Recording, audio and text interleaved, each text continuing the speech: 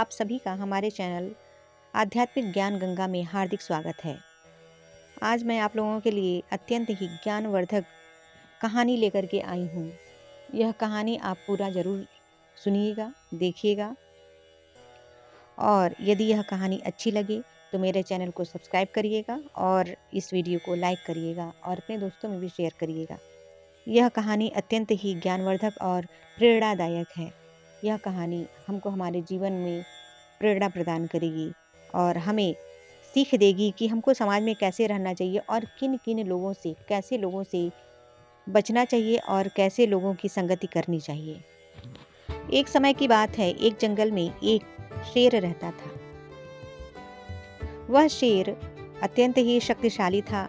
वह जंगली जानवरों का शिकार करता और अपना जीवन ऐसे तैसे व्यतीत करता था। एक दिन की बात है, जब वह जानवरों का शिकार किया और उसको खाने के बाद जब वह अपने गुफा की ओर जा रहा था, तभी उसे रास्ते में एक सियार मिला।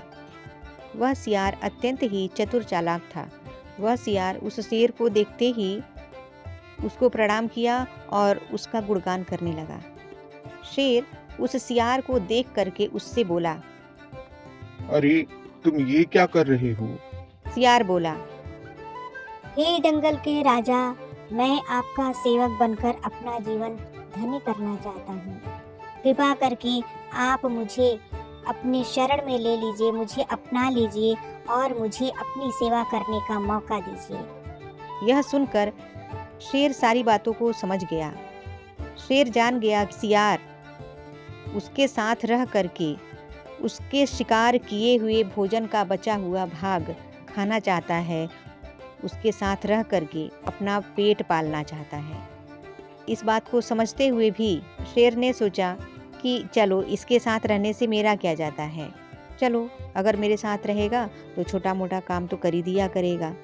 ऐसा सोच करके शेर ने सियार को अपने साथ रहने की स्वीकृति प्रदान कर दी। जब सियार शेर के साथ रहने लगा तो उसके साथ रहते रहते जब शेर शिकार के लिए जाता तो साथ में सियार भी जाता था और जो भी वो शिकार करता खाता तो बचा हुआ जितना भी भोजन रहता था सियार भी उसको खाता था। ऐसा प्रतिदिन करते करते सियार बिल्कुल तंदुरुस्त हो गया, मोटा हो गया। जब वो मोटा हो गया, तंदुरुस्त हो गया, तब सियार को घमंड होने लगा। वह अन्य जंगली जानवरों के ऊपर रौब जमाने लगा। एक दिन उसने शेर से कहा, शेर भाई, आज तुम आराम करो, शिकार मैं करूँगा और तुम मेरा छोड़ा हुआ मांस खाओगे जैसे मैं आपका छोड़ा हुआ मांस खाता हूँ। यह सुन करके शेर को बहुत गुस्सा आया, लेकिन उसने अपने क्रोध को अपने काबू में करते हुए, अपने वश में करते हुए उस सियार को सबक सिखाने के लिए वह शांत रहा और फिर उसने सियार से कहा, यह तो बड़ी अच्छी बात है। आज मुझे भैंसा खाने का मन है, तुम उसी का शिकार करो। यह सुनकर सियार बहुत खुश हुआ और वह तुरंत भैंसों की झुंड की तरफ निकल पड़ा। जाते जाते उसे एक भैंसे का झुंड मिला। सियार ने उस भैंसे के झुंड में से जो सबसे मोटा, तगड़ा और शक्तिशाली भैंसा था उसके ऊपर उसने आक्रमण कर दिया। लेकिन फिर क्या हुआ, भैंसे ने सींग घुमाई और उस सियार को बहुत दूर फेंक दिया और ऐसा करने से सियार की जो कमर थी वह टूट गई और वह किसी तरह घसीटते हुए शेर के पास पहुंचा। सियार को देखकर शेर बोला, क्या हुआ? भैंसा कहाँ है? सियार गिड़गिड़ाते हुए बोला, हुजूर, मुझे क्षमा कीजिए, मैं बहक गया था और खुद को मैं आपसे भी शक्तिशाली समझने लगा था। तब क्रोध में आकर के शेर ने सियार से कहा, हे धूर्त, तुम्हारे जैसे लोगों का यही हश्र होना चाहिए। मैंने तुम्हारे ऊपर दया करके तुम्हें अपने साथ रख लिया तो तू मेरे ही ऊपर धौंस जमाने लगा। ऐसा कहते हुए शेर ने उसके ऊपर प्रहार किया और एक ही प्रहार में उसे ढेर कर दिया। कहा गया है कि बुरे काम का बुरा ही परिणाम होता है।